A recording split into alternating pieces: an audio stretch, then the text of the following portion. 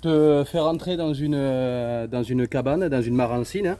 Donc on a déplacé les cabanes, voilà, comme on fait pour le poulet fermier des Landes, label rouge IGP.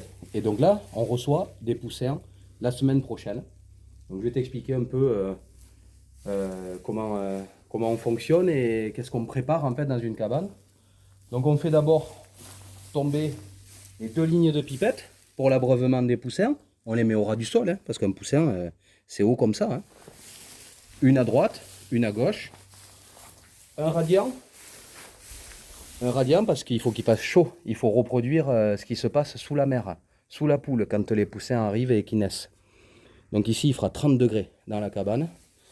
Du papier, démarrage, parce que les poussins, ils ont besoin de bruit. Tu vois, ils ont besoin de se repérer.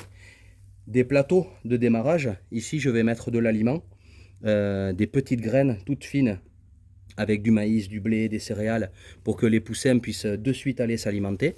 Du papier sous la pipette, bien sûr, tu vois, pour que les poussins puissent aller boire à volonté, de suite.